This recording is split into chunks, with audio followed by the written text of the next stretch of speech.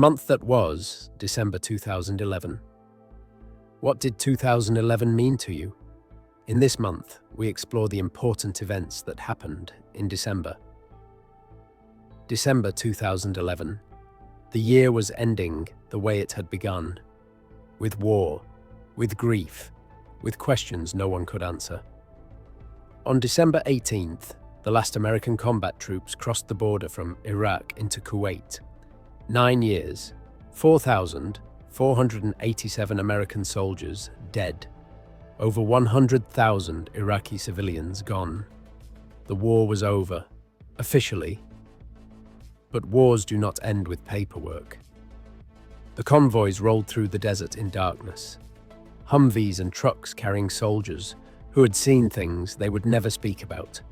Some of them were teenagers when they first arrived. Now they were coming home as something else. In the final base before the border, soldiers packed their gear in silence.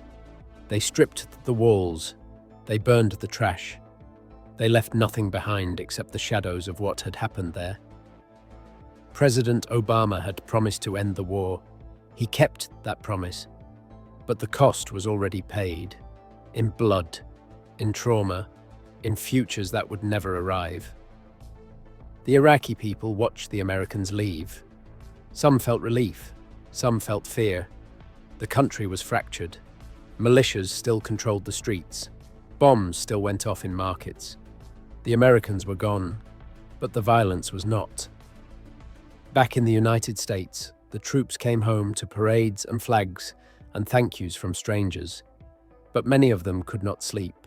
Many of them could not adjust. The war had ended on paper, but in their minds, it continued. December 2011 was supposed to feel like closure. Instead, it felt like an exhale that never quite finished. And halfway around the world, another kind of ending was unfolding. On December 17th, North Korean state television made an announcement. Kim Jong-il, the supreme leader of North Korea, had died 2 days earlier of a heart attack. He was 69 years old. The news took hours to reach the outside world. When it did, analysts scrambled to understand what it meant. Kim Jong-il had ruled North Korea for 17 years. He had built nuclear weapons. He had presided over famine. He had maintained one of the most isolated and repressive regimes on Earth. Now he was gone. And his son, Kim Jong-un, a man in his late 20s with almost no public profile, was taking over. Inside North Korea, the propaganda machine went into overdrive. State television showed crowds weeping in the streets of Pyongyang. People collapsed in grief. They beat the ground. They wailed as if the world had ended. To outside observers, it looked like theater. And maybe some of it was, but some of it was also real. In a society built on fear and control, the death of a leader is not just political, it is existential. Kim Jong-un appeared in public wearing his father's jacket. He stood beside the glass coffin. He saluted. He wept. The message was clear. The dynasty would continue. The world watched and wondered. Would the young leader be different? Would he open the country? Would he be more dangerous? No one knew. And in North Korea, no one was allowed to ask. December 2011 was a month of endings, but it was also a month of discovery. On December 20th, NASA announced something extraordinary. The Kepler space telescope had found the first Earth-sized planets in the habitable zone of another star. 2 planets, Kepler 20e and Kepler 20f, orbiting a sun-like star 1,000 light-years away. They were not habitable. They were too hot. Their surfaces were likely molten rock. But they were the right size, and they were in the right place. And for the first time, humanity had proof that Earth-sized worlds existed beyond our solar system. The discovery was quiet. It did not dominate the news. It was buried beneath stories of war and death and political collapse. But it mattered. Because while the world was tearing itself apart over borders and ideologies and power, a small group of scientists was looking up. They were asking different questions. They were searching for something that transcended all of it. The Kepler telescope had been launched in 2009. Its mission was simple: stare at a single patch of sky, watch for the dimming of stars, detect the shadows of planets passing in front of them, find other worlds. By December 2011, it had found over 2,000 candidates. Some were gas giants, some were smaller, but Kepler 20a and Kepler 20f were special. They were proof that small rocky worlds like ours were out there, somewhere. It was not a dramatic announcement. There were no images of alien landscapes, no signs of life, just data, just numbers, just the quiet knowledge that the universe was larger and stranger than anyone had imagined. And for a moment, in the middle of all the noise, people looked up. December 2011 had a soundtrack. Adele owned the month. Her album 21 had been out since January, but by December it was inescapable. Rolling in the deep. Someone Like You, Set Fire to the Rain. The songs were everywhere. On the radio, in stores, at parties. Her voice was raw. It was heartbreak turned into sound, and people could not get enough of it. In cinemas, Sherlock Holmes, Game of Shadows was pulling in crowds. Robert Downey Jr. and Jude Law were back as Holmes and Watson, trading quips and punches in Victorian London. It was loud, it was fun, it was exactly what people wanted at the end of a long year. The world was tired. 2011 had been brutal. The Arab Spring had turned into civil war. The global economy was still broken. Occupy Wall Street had come and gone. People were angry. People were exhausted. December was supposed to be a reprieve. Christmas lights went up. Families gathered. There was a sense of wanting to close the book on the year and start fresh. But the year was not finished yet. On December 15th, Christopher Hitchens died. He had been fighting esophageal cancer for a year and a half. He had written about it. He had spoken about it. He had refused to soften his stance or seek comfort in faith. He had faced his mortality with the same brutal honesty he had applied to everything else. Hitchens was 62 years old, and he had spent his life arguing. He argued about politics, about religion, about literature, about war, about power, about truth. He argued with presidents and popes and poets. He argued on television and in print and in bars. He was relentless. He was fearless. He was often right. And when he was wrong, he was spectacularly wrong. But he was never boring. Let me interject here and just ask a question another way. Whereas to tell a child, you go to this church, which means you'll go to heaven, but your little playmates don't go to that church, and therefore will go to hell, seems to me to be an unpleasant thing to be saying. But yes, that is. Maybe I'm in a minority then. That could be an unpleasant thing, but how do you develop? Actually, an evil thing to be saying. Let's call it evil, Christopher. Something that only a religious person would dream of saying. Let's call it evil. Where does evil come from? Religion.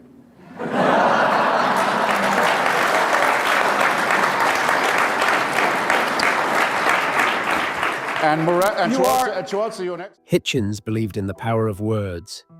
He believed that ideas mattered, that arguments could change the world, that nothing was too sacred to question. You'll have to say it's beautifully phrased, ladies and gentlemen. But to me, and here's my proposition, what we have here, and picked from no mean source, is a distillation of precisely what is twisted and immoral in the faith mentality.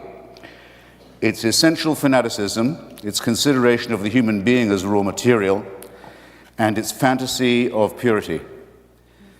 Once you assume a creator and a plan, it makes us objects in a cruel experiment whereby we are created sick and commanded to be well. I'll repeat that. Created sick and then ordered to be well.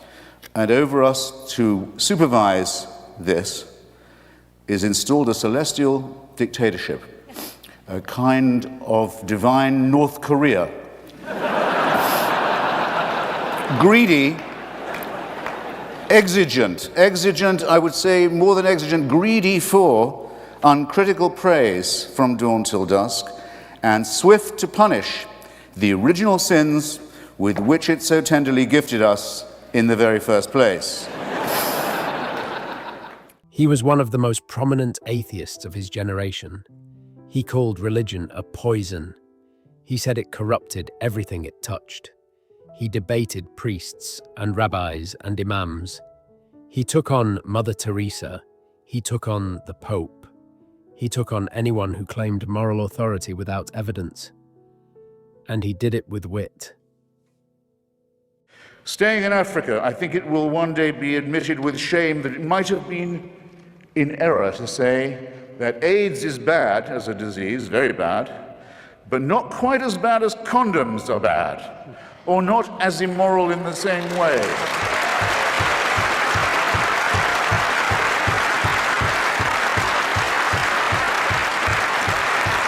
I say it in the presence of His grace, and I say it to His face.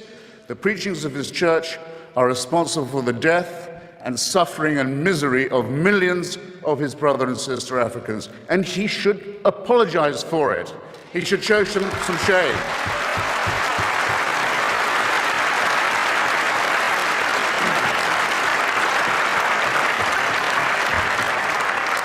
Fourth, for condemning my friend Stephen Fry for his nature, for saying you couldn't be a member of our church. You're born in sin.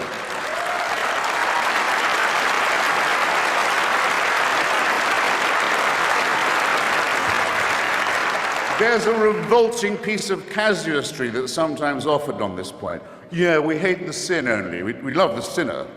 Stephen is, I'm sorry to say, not quite like other girls. It's his nature. Actually, he is like other girls in that he's, when I last checked, absolutely boy mad.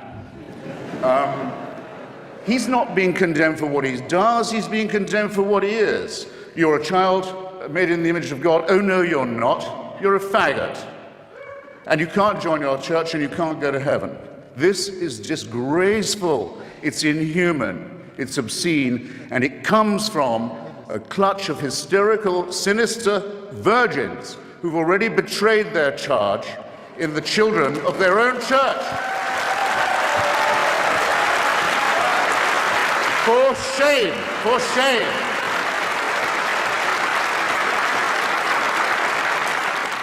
He could eviscerate an opponent with a single line, but he could also surprise you with kindness, with generosity, with a sudden shift in tone that revealed the human beneath the polemicist.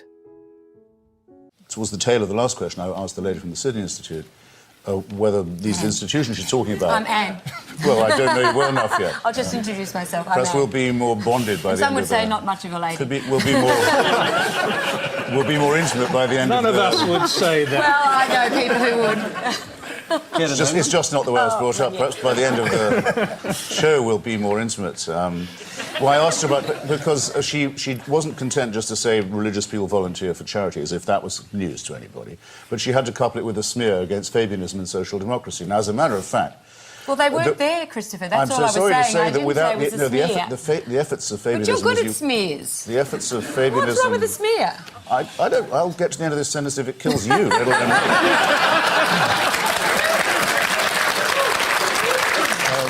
He loved books, he loved whiskey, he loved conversation, he loved his friends, and he loved the fight. Confessions from other people should be willing to make oneself. I am obsessed with sex. Ever since I discovered that my God-given male member was going to give me no peace, I decided to give it no rest in return. Seems fair to me. When he was diagnosed with cancer, he did not retreat. He kept writing, he kept speaking, he kept arguing. He documented his illness in essays that were clear-eyed and unflinching. He refused the easy comfort of deathbed conversions. He refused to pretend that suffering had given him wisdom. He refused to lie. When Voltaire was dying, a priest came and said, "You should renounce the devil," and he said, "This is no time to be making enemies." He said that if anyone claimed he had converted in his final days, they would be lying. And he meant it.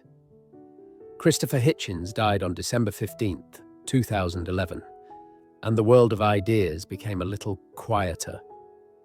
His legacy was not in answers. It was in questions, in the insistence that nothing should be accepted without scrutiny, that authority must be challenged, that the powerful must be held to account.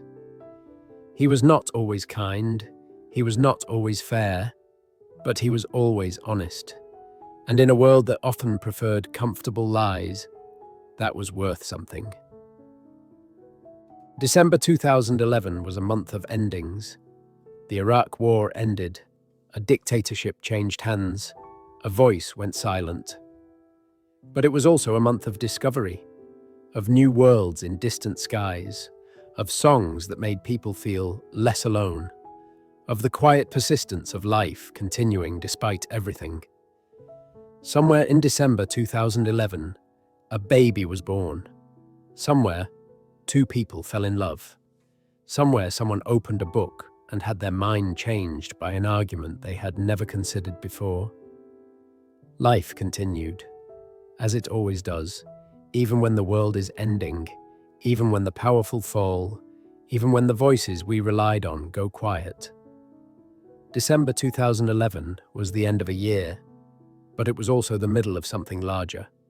A decade that was still finding its shape, a century that was still being written.